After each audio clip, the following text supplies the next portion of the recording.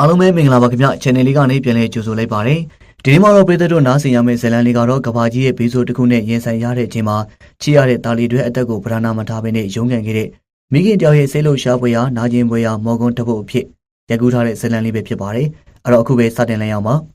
ဇာတ်လမ်းလေးအစမှာတော့အန်နာဆိုတဲ့မိခင်တယောက်ဟာသူ့ရဲ့တာလီနဲ့အတူတူတတိယအထက်ကအခန်းကြီးလေးတစ်ခုထဲမှာနိုးထားလို့လာပါတယ်မနက်ခင်းကတော့ပုံမှန်အတိုင်းပါပဲတာလီကတော့ရေကူးဝတ်ဆောင်အပြည့်နဲ့ရေကူးဖို့တဲ့သူ့ရဲ့အမေကိုပူဇော်လို့နေပါတယ်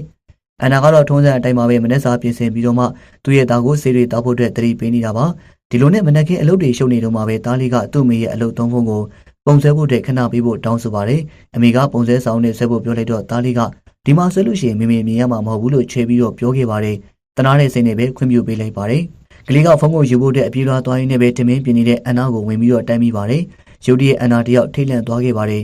တတိယထက်မှနေရတဲ့သူတို့ရဲ့ကြံခင်းမှာရေတွေကစတင်ဝင်ရောက်လာတာကိုတွေးလိုက်ရလို့ပါပဲအန်နာကအထိတ်လန့်တုန်လှုပ်နေတဲ့အချိန်မှာပဲကလေးကတော့ဒါကိုသူတို့အတူတူရေကူးနိုင်ပြီဆိုတဲ့အခွင့်အရေးတစ်ခုလိုမြင်ပြီးတော့မှပျော်ရွှင်နေတာပါဒီလိုမျိုးရှုပ်ထွေးပွဲလို့ရနေတဲ့အချိန်မှာပဲလုံညိုရေးအရာရှိတယောက်စီကဖုန်းဝင်လာခဲ့ပြီးတော့မှစင်နာကနေသူတို့နှစ်ယောက်ကိုကယ်ဆယ်ဖို့အတွက်လာရောက်တဲ့အကြောင်းပြောပြခဲ့ပါတယ်သူအမိန်ပေးနေတဲ့အချိန်မှာပဲမီဒီဟာပြတ်သွားခဲ့ပြီးတော့မှအဆက်အသွယ်ပြတ်တောက်ခဲ့ပါတယ်အခန်းထဲကိုရေတွေကအလင်းမြန်ဝင်လာခဲ့တာကြောင့်ပဲအန်နာဟာ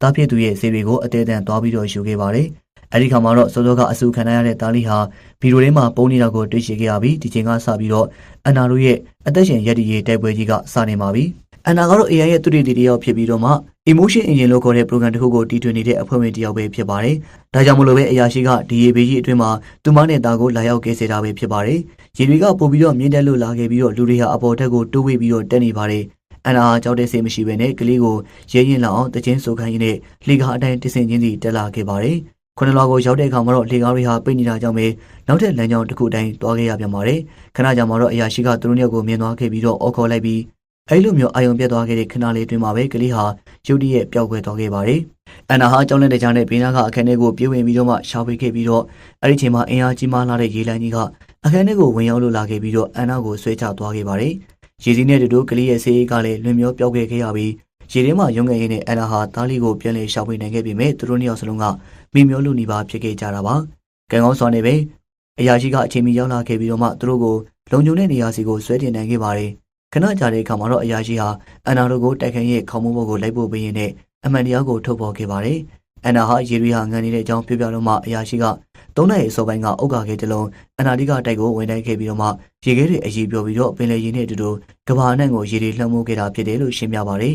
်ပညာရှင်တွေခန့်မှန်းထားတာကတော့ရေတွေဟာအထက်30အထိတက်လာနိုင်ပြီးတော့မှလူသားမျိုးနဲ့တဖြည်းဖြည်းမျိုးတုံးတော့မှဖြစ်တဲ့အကြောင်းသတိပေးပါတယ်ဒါကြောင့်ပဲအန်နာကိုအရေးပေါ်ကေးစေရတာကလူသားမျိုးနဲ့အတေကိုဖန်တီးဖို့တဲ့အဓိကတာဝန်ပေးအပ်ခြင်းလိုပဲဖြစ်ပါတယ်ကမ္ဘာမှာ emotion engine ကိုတည်ထွင်နိုင်ခဲ့တဲ့သူတည်တနာ2ယောက်ထဲမှာအန်နာနဲ့အဓိကသူတည်တည်လိုပဲရှိတော့တာပါအဓိကသူတည်ကရေဘေးတန်းကြောင့်သူ့ရဲ့ကလေးနဲ့တူသေဆုံးသွားပြီလို့ယူဆရတာကြောင့်ပဲအန်နာတယောက်ထဲသာကြံခဲ့တော့တာဖြစ်ပါတယ်15လောက်ရောက်တဲ့အခါမှာတော့ကလေးကဘိုင်းနာလာခဲ့ပြီးတော့အိမ်သာတက်ချင်တယ်လို့ပြောတာကြောင့်ပဲ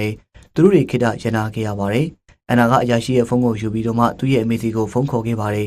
ခဏကြာတော့ခါမှရေလွှမ်းတော့မဲ့ခိုးလုံရနေရကတော့အမေနဲ့အန်နာတို့ရဲ့စကားပြောဆိုမှုဟာနောက်ဆုံးနှုတ်ဆက်ခြင်းဖြစ်သွားခဲ့ပါတယ်အဲ့လိုမျိုးစိတ်ခံစားမှုပြင်းပြတဲ့အချိန်လေးအပြီးမှာပဲအဆောက်အအုံရဲ့နေရာတော်တော်များများမှာပေါက်ကွဲမှုတွေဖြစ်လာခဲ့ပြီးပျက်စီးမှုတွေကြောင့်ပဲသူတို့တွေထွက်ပြေးဖို့တဲ့ခက်ခဲလာခဲ့ပြီးတော့လေသားဆောင်တွေကိုအသုံးပြုကအပေါ်တက်ဖို့တဲ့စူးစမ်းကြပါတယ်ကလေးကကြောက်လက်တဲ့ကြားနဲ့ရုံငယ်မိတဲ့အခါမှာအန်နာကဟန်ချက်ပြစ်ပြီးတော့ပြိုကျခဲ့ရပြီးကံကောင်းစွာနဲ့ပဲသူမအသက်ရှင်ခဲ့ပါတယ်အန်နီကိုသဘောပေါက်တဲ့အန်နာဟာအရာရှိတဲ့လူကလေးကိုအရင်လိုပြီးတော့သူမကအနောက်ကလိုက်လာမယ်လို့ခရီးပေးပါတယ်တက်ခန်းအဆောင်တွေကိုပြန်ပြီးတော့ဝင်တဲ့အခါမှာတော့အန်နာဟာဒက်လီကားထဲမှာပိတ်မိနေတဲ့မိန်းကလေးငယ်လေးတယောက်ရဲ့ငိုတံကိုကြားလိုက်ရပါတယ်သူမကဲဖို့တဲ့ကြိုးစားခဲ့ပေမဲ့အချိန်ကမရတော့ပါဘူးနောက်တဲ့ပြင်းထန်တဲ့ရေလမ်းတစ်ခုကရိုက်ခတ်လာခဲ့ပြီးတော့သူမကိုဆွဲခေါ်သွားခဲ့ပါတယ်ရေထဲမှာနှင်းမြုပ်နေတဲ့အချိန်အန်နာဟာသူမရဲ့ခင်မုန်းနဲ့ပတ်သက်တဲ့အတိတ်ကမတော်တဆမှုကိုသတိရသွားခဲ့ပါတယ်ခင်မုန်းရဲ့ခြေထောက်ဟာလေကားအောက်မှာပိတ်မိနေခဲ့ပြီးကလေးကိုအန်နာလက်ထဲကိုအပ်ပြီးတော့မှသူတို့သားမိကိုအရင်ထွက်ပြေးဖို့တဲ့အချက်ပြခဲ့တာကိုအမှတ်ရမိသွားပါတယ်။တတိပြောင်းဝင်လာခဲ့ပြီးတော့အပေါ်ကိုပြန်ပြီးတော့တက်နိုင်ခဲ့တဲ့အန်နာဟာအရာရှိနဲ့ပြန်ပြီးတော့စုံစည်းခဲ့ပါတယ်။အဲ့ဒီမှာကလေးရဲ့အခြေအနေကပိုပြီးတော့ဆိုးရွားနေပါပြီ။ဆေးကလည်းမရှိတော့တာကြောင့်ပဲအန်နာဟာဘာလို့ရမှမသိအကူအညီကိုရှာဖွေနေခဲ့ပါတယ်။အရာရှိကတော့အခုလိုရေးပေါ်အခြေအနေမျိုးမှာကယ်ဆယ်ရေးကဦးစားပေးဖို့အတွက်ပြောတဲ့အခါမှာတော့အန်နာဟာဒေါသတကြီးနဲ့ပေါက်ကွဲခဲ့ပါတယ်။သူမကဘာကုမှမစင်စားဘဲနဲ့အသက်ကြီးတဲ့ဇနီးမောင်နဲ့အခန်းလေးကိုဝင်ပြီးတော့တကြားနဲ့လိမ္မော်ကြီးကိုရိုးလိုက်ပါတယ်အဲ့ဒီယုံတော့ကကလေးကိုအံ့အားသင့်ဖွယ်ရာအားရင်းနဲ့ပြင်ရစေခဲ့ပြီးတော့တတိယလာစေပါတယ်ဒီလိုမျိုးတတရရတဲ့အချိန်လေးမှာအန်နာဟာသူ့ရဲ့ဒီနဲ့ပြောခဲ့တဲ့အတိတ်ကစကားဝိုင်းတစ်ခုကိုမှတ်မိခဲ့ပါတယ် ခင်မွန်းနဲ့တည်ဆုံပြီးတဲ့နောက်မှာကလေးကိုစန္ဒာစီကိုအပ်ဖို့အတွက်အန်နာစီစဉ်ခဲ့ပူတာပါအဲဒီကမှကလေးဟာသူမရဲ့ဇီဝဗေဒအရတာမဟုတ်ဘဲနဲ့ emotion energy ကတဆင့်ဖန်တီးထားခဲ့တဲ့ AI program တစ်ခုဖြစ်တဲ့အကြောင်းအမှန်တရားပေါ်လာခဲ့ပါတယ်သူတို့ရောက်အောင်မြင်စွာနဲ့ပဲ emotional engine တစ်ခုကိုဖန်တီးနိုင်ခဲ့ပြီးတော့မှဂျိန်းကိုအန်နာကပြုစုခဲ့တယ်လို့မိန်းကလေးငယ်တယောက်ကိုတော့ရန်မိုကပြုစုခဲ့တာပဲဖြစ်ပါတယ်။လာအနေငယ်တွင်မှာပဲကလေးနောက်စလုံးကိုသူတည်တနာအတွက်စင်နာကခေါ်ယူမယ်လို့ရှင်းပြခဲ့ပူတာဖြစ်ပြီးအန်နာနဲ့အရာရှိတို့ဟာရှေ့ဆက်ပြမဲ့အခြေအနေတွေကိုဆွေးနွေးနေကြပါတယ်။အရာရှိကတော့အန်နာကိုသာရဟရင်တစည်းနဲ့ခေါ်ဆောင်သွားမှာဖြစ်ပြီးတော့မှကလေးကိုတော့စင်နာကသိမ်းမဲမှာဖြစ်တဲ့အကြောင်းထုတ်ပေါ်ခဲ့ပါတယ်။ကလေးဟာလူသားမဟုတ်တဲ့အတွက်အန်နာဟာဆွနိုးတင်တယ်လို့ယုံကြည်နေတာဖြစ်ပြီးဒီလိုယုံကြည်ရတာကတော့အရာရှိကိုငယ်စဉ်ကမိခင်ဖြစ်တဲ့သူကစွန့်မြစ်ခဲ့မှုတဲ့သူရဲ့အတိတ်ကြောင့်ပဲဖြစ်ပါတယ်။သူဟာအန်နာကိုယ်တိုင်လည်းသူ့လိုပဲစွန့်မြစ်မလားဆိုတာမြင်နေတာကြောင့်ပဲအဲ့ဒီမရှင်ကိုလက်ခံခဲ့တာပါခဏကြာတဲ့အခါမှာတော့ရေလန်းတွေကထပ်မံရိုက်ခတ်လို့လာခဲ့ပြီးသူတို့ဟာအထက်ထက်စီကိုဆက်တက်ခဲ့ပါတယ်29လောက်ကိုရောက်တဲ့အခါမှာတော့အန်နာဟာမော်ဘန်နွမ်းနေလာခဲ့ပြီးသူ့ရဲ့သားနဲ့ခွဲခွာရတော့မယ်ဖြစ်ကိုရင်ဆိုင်ရတော့မယ်ဆိုတဲ့စိတ်ကူးနဲ့ပြိုလဲခဲ့ရပါတယ်ခဏကြာတဲ့အခါမှာတော့စင်တာကရဟရင်ရောက်လာခဲ့ပါတယ်အရာရှိကအန်နာကိုညွှန်ကြားချက်တွေကိုဖတ်ပြခဲ့ပြီးဒီစင်တာဟာလူသားမျိုးတုံးချင်းကိုကာဝယ်ဖို့တဲ့ကုလသမဂ္ဂအောက်မှာလုပ်ကိုင်နေတဲ့သုတေသနအဖွဲ့အစည်းဖြစ်တဲ့အကြောင်းအန်နာဟာအထူးသုတေသနပညာရှင်49ယောက်ထဲကတယောက်ဖြစ်တဲ့အကြောင်းနဲ့ညွှန်ကြားချက်တွေကိုအပြည့်အဝလိုက်နာရမယ်ဆိုတာတွေပါဝင်ပါတယ်ညွှန်ကြားချက်တွေပြီးတဲ့အခါမှာစင်တာကဝန်ထမ်းတွေဟာကလေးကိုနျူးမန်နာ77လို့တစိခဲ့ပြီးတော့မှအတင်းအဓမ္မသိမ့်ပိုက်ခဲ့ပါတယ်။အန်နာကတော့အပြင်းထန်ရုန်းကန်ခဲ့ပေမဲ့လည်းမတက်နိုင်ပါဘူး။သူမရဲ့မျက်စိရှိမှရင်ကလေးကိုဆေးထိုးခေါင်းရိပ်ပြီးတော့အုံနောက်ကနေအချက်လက်တွေကိုထုတ်ယူဖို့စတင်နေပါပြီ။အန်နာမှာတော့အရာရှိကိုပြစ်တက်ခဲ့ပြီးတော့သူ့ရဲ့တာဝန်ပြီးဆုံးသွားတဲ့အကြောင်းကြေညာပါတယ်။ရဲရင်မောင်ကိုမတက်ခင်မှာအန်နာဟာကလေးကိုနောက်ဆုံးချင်းပွေ့ဖက်ပြီးတော့မှနာနာကိုကပ်ပြီးတော့မှတစုံတစ်ခုတူတူလေးပြောလိုက်ပါတယ်။နောက်ဆုံးမှာတော့အန်နာဟာသူ့ရဲ့သားနဲ့အရာကိုဆွန့်လွတ်ပြီးတော့ရဲရင်စီကိုလှည့်ထွက်သွားခဲ့ပါတော့တယ်။ရဲရင်မောင်မှာသူမရဲ့အိတ်ကကြေကနေကလေးရဲ့ရေကူးမျက်မှန်ကိုရှာတွေ့ခဲ့ပြီးအန်နာဟာစနက်ကန်အရာဝတ္ထုဖြစ်တဲ့ကလေးရဲ့အချက်လက်တွေနဲ့အတူအာဂါတာတွေကတခွေးကန်းစီကိုတွားရောက်ခဲ့ပါတယ်။သူမဟာလူသားမျိုးနွယ်တွေကိုဖန်တီးဖို့အတွက်တာဝန်ပေးရခင်ရတဲ့နောက်ဆုံးရှင်ချန်ရေးသူတွေကတယောက်ဖြစ်ပြီးတော့မှတခွေးကန်းထဲမှာအန်နာဟာ emotion engine ကိုပြင်းပြအောင်လှုပ်ဆောင်ပြီးတော့မှစိတ်ကံစားမှုတွေကိုပုံလူကူးချနိုင်စွမ်းရှိပါတယ်။သူတွေကကလေးကိုဖန်တီးခဲ့တာကြောင့်ပဲကလေး version ကသာအောင်မြင်ပြီးတော့မှ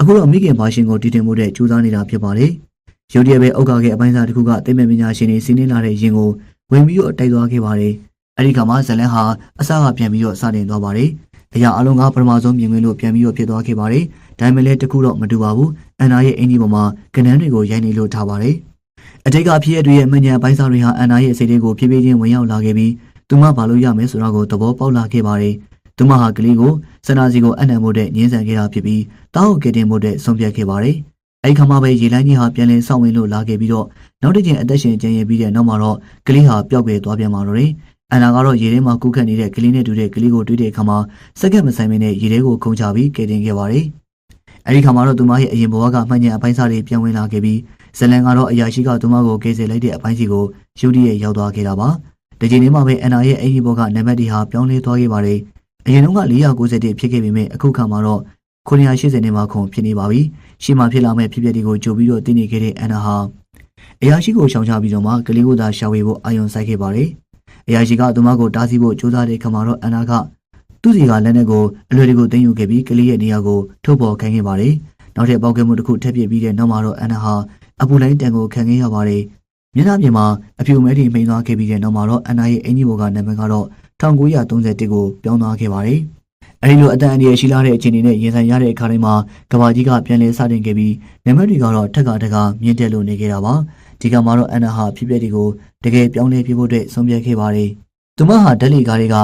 ကကလေးမလေးကိုအောင်မြင်စွာနဲ့ကယ်တင်နိုင်ခဲ့ပါတယ်နောက်ပြီးတော့အသက်ကြီးဇနီးမောင်ရဲ့ခန်းထဲမှာပစ္စည်းတွေလူရက်နေတဲ့လူငယ်တယောက်ကိုလည်းရဲရဲဝံ့ဝံ့ရင်ဆိုင်ခဲ့ပါတယ်အရင်ကလိုပဲလိမ်မော်ရည်နဲ့တခြားရောဆက်ထားတဲ့အရင်နဲ့ကလေးကိုပြန်လဲအားရည်နဲ့ပြေဝစေခဲ့ပါတယ်ရှေ့ဆက်သွားရင်းနဲ့ပဲအန်နာဟာအရင်တုန်းကတွေ့ခဲ့ရတဲ့ကိုဝင်ဆောင်မျိုးသမီးကိုတွေ့ခဲ့ရပြီးဒီခါမှာတော့အမျိုးသမီးဟာအောင်မြင်စွာနဲ့မိဖွားနိုင်ခဲ့ပါတယ်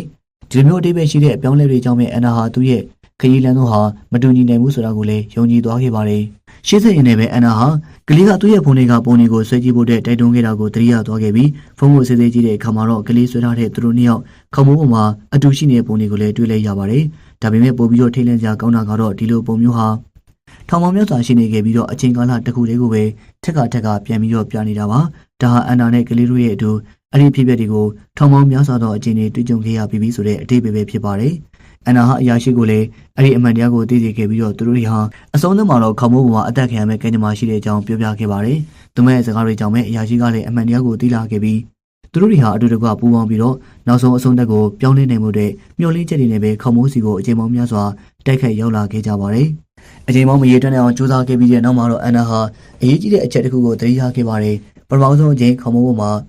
ကလေးနဲ့ခွေးဝါရတော့မဲ့အချိန်မှာပဲသူမဟာကလေးကို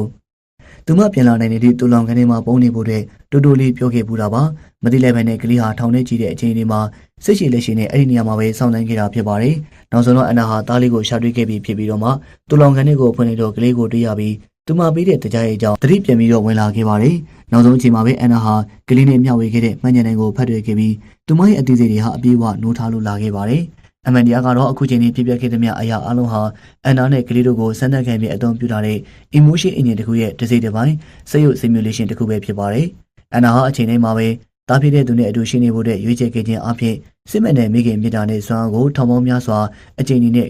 တက်တည်ပြခဲ့ပါတယ်။အဲ့လိုမျိုးနာကျင်ပွဲရာရှေ့ကြလာတဲ့လုပ်ငန်းစဉ်ပြီးမှတော့မိခင်နဲ့တာ